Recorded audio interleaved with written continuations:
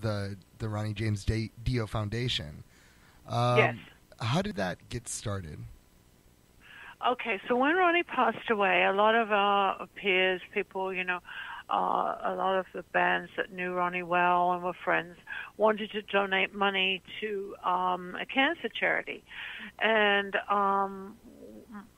Ronnie's doctor and I were like, well, a lot of these charities, there's so much administration costs in the big charities. We wanted to make sure that the money went directly into research and education. And so we decided to talk to a bunch of Ronnie's friends that have been friends of his for over 30 years, and we ended up forming the Ronnie James Dio Stand Up and Shout Cancer Fund with 14 board members. And that's how it started. And we have no administration costs. Every penny goes into research or education, and we are all volunteers, and we meet once a month, and we do the two events a year, which is the Ride for Ronnie in around his passing date, which is always in May, and then we do the Bowl for Ronnie, which is coming up soon in October 25th. So those are our two events and our big fundraisers, and that's how it all started. Where's the 25th event going to be located? That's at Pins Bowling on Ventura Boulevard in Studio City. Nice. Awesome. And that's an amazing event. It's sold out every year, and we have celebrity bowling. We have a lot of celebrities come down. Jack Black bowled for us before, and Tom Morello always brings his own bowling ball. Eddie Trunk always hosts it for us, and we have different celebrities that bowl against each other for awards. They all get awards, and we have an award for the highest bowler in the second place, and then for the team. And we also have a horse's ass award for the one with the lowest score. That's me. Oh, we have to have fun. So it's a fun evening, and everybody has fun, and it's really good. You know what's amazing is for as long as I've been alive, and I'm not saying I'm like super old, you would think I can get bowling down to some sort of a science where I don't just completely suck. Oh, I'm not a bowler at all. I'm a spectator. I put the events on, but I'm not a bowler. When you guys are saying that you guys help educate, yes, we try to tell people, especially with men, because women are pretty good about getting checked. Men, you got to drag them there. So we try to teach that early detection saves lives. And we do try to teach everyone that and say that in all of our interviews and all of our conferences and things, that early detection saves lives. Please go and get tested. We're working right now with UCLA, with Dr. Wong there, who is developing a saliva test. So instead of men going to get the normal test, which is why they don't like to go, if you know what I mean, they don't like the finger. Yeah, this will be a very easy swab in the mouth and then sent away, and it will come back and let us know whether that you have either prostate cancer, colon cancer, pancreatic cancer, or stomach cancer, or none of the above. And so it's a very good test, because then once I think it will be out next year, hopefully, and that way people can get tested and get it at a very early stage. And if it's caught early, then the chances of survival are far, far greater. It's sort of a slippery slope with stomach cancer, right? Because a lot of stomach cancer symptoms are also IBS symptoms. Yeah, a lot of times you don't know what with pancreatic cancer and colon and stomach cancer. A lot of times you don't know what's wrong with you until it's too late. Ronnie had a lot of indigestion, and actually went to a specialist about 7 years before he passed with the indigestion, and they just tested his heart and tested all these other things. But had I known what I know now, I would have insisted he had a colonostomy and an ultrasound. But at that time, we didn't know anything about cancer, so we didn't do it. And then he continued to take a lot of Tums. He ate Tums all the time because of his stomach indigestion, is what he thought he had. And so when that's happening, those are that's one of the symptoms is indigestion. What are some other symptoms that he encountered, or people with stomach cancer might encounter? Well, not really a lot. As I said, it's a cancer that creeps up on you, and if you don't get it detected early enough, and I think anybody that's over 50 should go and get a colonoscopy, because that way they can check and see for all different things, and also ultrasound, blood tests you can have. There's a lot of things that you can have to check to see if you've got a gene of the cancer. Oh crap! Shit. Okay. You moved to Ojai recently? No, I didn't move there, but I bought a house there. Oh, I you bought a house there. Oh. I bought a house there, yes, a second home, because I love Ojai. We spend so much time there. We always used to go up there and stay at the Blue Iguana with about 16 friends. And so I decided to buy a house up there, and we're going to probably spend Thanksgiving there and Christmas with all my friends and have a good time and a good party. That's awesome. We're out here in Ventura County, and it was great that we can work together for the music awards. For the local musicians, yep. And to help out the charity as well. Which will be fantastic. Yeah, we're up there almost every weekend, so we're having fun up there every weekend. We work hard all week and then go there on the weekend and have a great time in Ojai. It's not too hot for you? Sorry? It's not too hot for you out there? Actually, it's 10 degrees less than it is in Encino. I'm from Ventura. Yeah, it is. So yeah, I'm spoiled with the weather. And the Ventura Ventura is fantastic too. I love the way that they've really progressed it and made the Ventura so much nicer than it used to be. It's I think it's great. It's alive and kicking, and it's got some great restaurants there, and it's a fun place to be. It definitely is. What are some other things that your guys' charity are looking for? You mentioned the saliva test. That is okay. We've given to TJ Martell. We've given about $500,000. That's for research into leukemia, AIDS, and cancers. We gave I think it was $100,000 to Vanderbilt in Nashville. They didn't have a program for a research for stomach cancers, and so we gave them $100,000 and. Because of the $100,000 we gave them, someone else gave $500,000, and because of the seed money that they got $11 million grant from the government. So a lot of times we try to do seed money to different places that hasn't got a research for stomach cancers. Mm-hmm. And we've given money to MD Anderson, where Ronnie was treated, in Houston. We've given them, I think, about $300,000 we gave to them. So we research places, and we hope when we donate the money to them to make sure that every penny that we're donating is going to the right place. And I like how you were saying there's a lot of places for research for females, but not a lot for men. Exactly. And men, you got to really drag them there. They don't want to. Breast cancer's come a long way now. It used to be a killer if you were diagnosed with that. Now, early detection, and, it's just a breeze. And I know so many of my friends have had breast cancer, and they're all alive still. They're all, having a good life. And that's because they got checked early. And that's what we're trying to make awareness to men, that they should get checked early, too.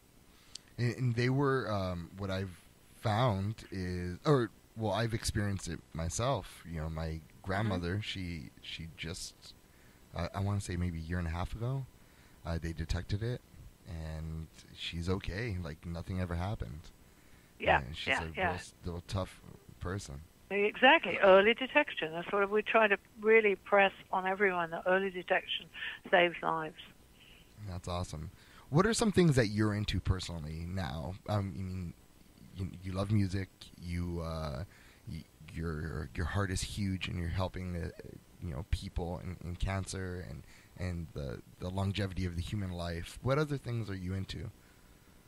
Well, I also do a lot of stuff with Brittany Foundation, which is for dogs, senior dogs, a lot of unwanted dogs. I'm actually every year we go into a cage. I'm going into the cage October 13th.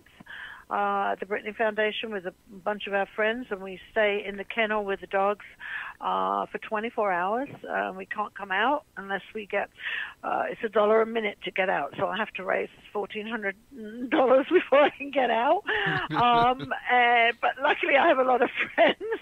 But that's another thing very dear to my heart is animals. I do a lot of animal rescue. I, in fact, have 4 rescue cats and 2 rescue dogs.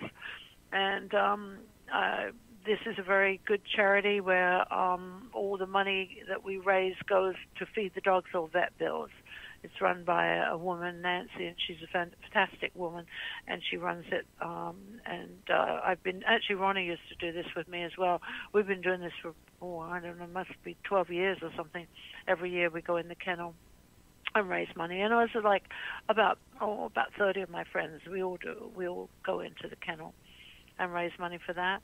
I also belong to Freedom's Foundation, which is a foundation that is for teaching kids about American history, because they don't teach a lot of that now. And we take about 15 kids every year in April to Valley Forge, and they get to learn about history, and the teachers go and they get a credit for going with them. And we also pay for 2 scholarships a year for underprivileged kids. That's awesome. So I do a lot of stuff in between everything else. Humanitarian. Oh, it's fun. It's great to give back. You get more. I never really, I've always liked dogs, you know. And 5 years ago, my uncle couldn't keep his dog anymore. And I was like, oh, I like him. He's a good dog. Mm-hmm. And, you know, I always liked a dog. I never loved a dog. And he was a little older, and I fell in love. And, now I get it. When people say, oh, it's like family, or they're like another person, I understand it, and I get it now. Yeah, he ended up passing away in March. Oh. And it broke my fucking heart. Oh, yeah, absolutely. Then you need another one. I can tell. Yeah, I did. I got another one. Oh, you got another one. Good. It's a weird story about that. So we end up, so the dog, my son called me, and he was like, Dad, Bubba's sleeping on the floor, and he won't wake up. Oh. And I was like, oh, no. And he's only 11, right? So yeah. I go home, and he was dead, you know. Oh, and poor baby. I picked him up, and we drove. And I know you're from you know what the traffic's like in California. Oh, so God, yeah. On a Tuesday, I was able to leave my work at 4:30, get to my house by 4:50, and then go to the kennel where we're gonna cremate him. Right. By 5:30. And that's impossible in California. Oh, right. And when we got there, this is why I think that it was such a weird experience, and why I still feel him around me. We got there, and somebody found a kitten on Amoroso Street, which is my last name. Oh. And then when we were there, this lady came in with a dog who was the exact same breed that we had, and he was only 4 months old. Oh. And it's not like, it was a boxer or a pit bull. No, this was a German Shepherd Lab mix. Right. What are the odds, right? You know, it's I think it's God shining down on you, because the similar situation happened with my girlfriend. She had a cat that she loved so much. He was black with a white blaze, and he passed away. And she was so heartbroken, so upset about it. And at that time, we were going to Ronnie's home in Cortland, upstate New York, to see his family. And they had a big street party for him because every I think it was his 60th birthday, and so I said to her, "Why don't you come with us?" Because she was so upset. So she came with us, and we were there at this big street party. I mean, there was like hundreds of people there, and all of a sudden, this little black and white kitten appeared from nowhere in the street, and she picked him up. I said, "Oh my God, look at him, look at him!" So we we had arranged for a vet and to get shots because we fly in on an airplane the next day, and we brought him home, and she still has him. And it was like it was so weird because it was right there, and it looked just like him, just like the one she just lost. Yeah. I don't know. There's so many things that you can't explain, in life. Exactly. No, in life, when we had the ride for Ronnie, the last ride for Ronnie, it was a boiling hot day. This is in May here in California, and as all the riders came in, there was about 350 bikes. As we all came in, there in the sky was a straight rainbow. It was like Ronnie was looking down at us saying, "Holy shit, huh?" Yeah, yep. It was really, I mean, everybody took photos of it and was like, wow. And it was only there for like 5 minutes, and then it was gone. So there is something, definitely something. Do you think there's afterlife? Sorry? Do you think there's an afterlife? Oh, yes, definitely. Okay. Definitely. Why would we be here to just be here? Plants come back. Why don't people come back? I definitely think so. I think you get born again with something else. I want to come back and do all the things I never got to do in this life. There's a lot of stuff I still want to do. Yeah. It's just been, like, recently for me, that's been one of the things that I'm just, like, looking for the answers for, I was born Catholic, and, of course, you're told this and that, and when you're finally an adult, you're trying to figure things out for yourself, and... Right, of course, yeah. I mean, I was born Church of England, which is, I guess, Episcopal. I lived in a Jewish neighborhood, so all my friends are Jewish. I used to go to the synagogue with them and hang out with them. Then I was sent to a Catholic boarding school from 11 to 17. And then in the late 70s, I guess, and early 80s, Ronnie and I went to Japan a lot, and I studied Buddhism there. So I kind of mixed all the religions up, and I believe it comes from your heart. You have to be the person you can be, the best person you can possibly be, until you become the ultimate being, I think. I got a long way to go. Yeah, I think Ronnie was the ultimate being. I really think he was the ultimate being. But I think he was a very old soul. But I've got a long way to go yet. When did you come to the States? I came here in 1973, I think. What year did you meet Ronnie? 74. 74? Mm-hmm. What year did you guys fall in love? I guess 74. We got married in 78. That's awesome. That's all. Yeah. You guys made it. That's a long relationship. Oh, it's a long. Well, not that we didn't have our ups and downs. We certainly had a lot of those. But it's not easy being married to a musician. But we survived. That's definitely commendable. Especially in the world that you guys lived in. The music world. Yeah. When everyone's divorcing every other week. Oh, I know. It's very, very commendable. I got one last question. Yes. That question is, what do you watch Netflix? And if you do, what are some shows that you like? Oh, okay. Let's see. Well, I liked Roseanne until they took it off the air. I thought she What do you think fun. about that situation? Well, she shouldn't have said what she said. Yeah. But she's Roseanne, that was comedian, very wrong of her. Sort of. Yeah, I get you. But I think they went too far in taking the show off. I think so. I think it was a fun show, and I think I felt bad for her on the firing on that. What else do I like? Oh, Netflix. Oh, I like a lot of the movies they have, and I watch Forensic Files all the time. You do? I do. I like all those kind of shows. I watch the news.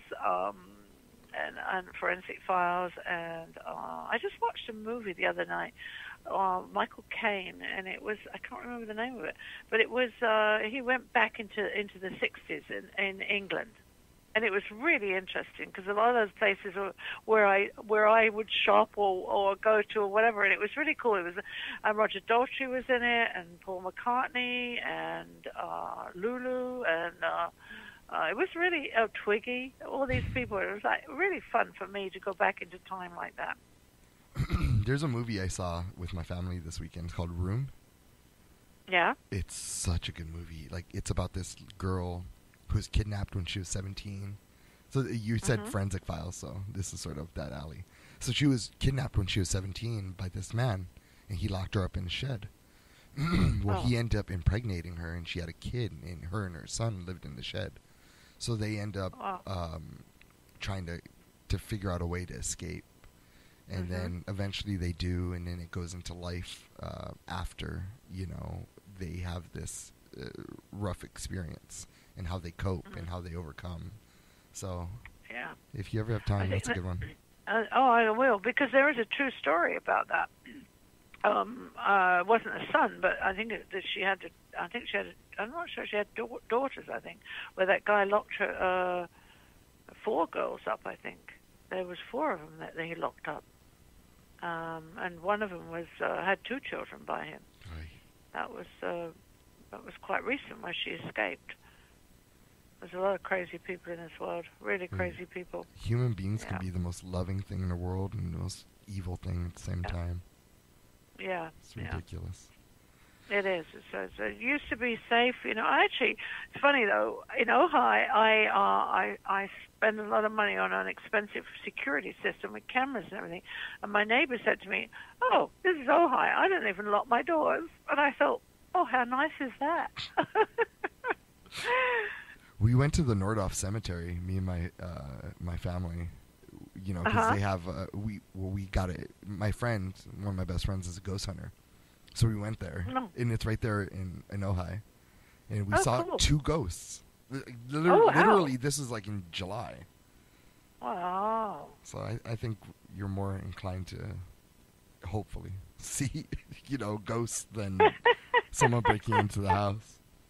Oh yeah, I've seen him in England in Great Fosters. This was Queen Elizabeth's first hunting lodge, and it's a hotel now.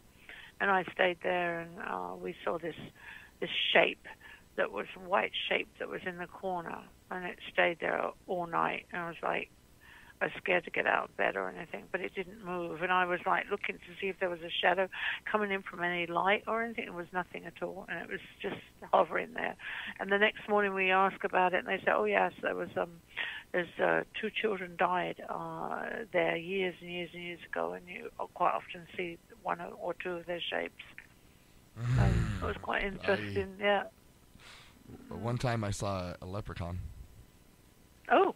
I was a little kid, so I don't even know if it was real, but I do know that was the first time in my life I was scared stiff.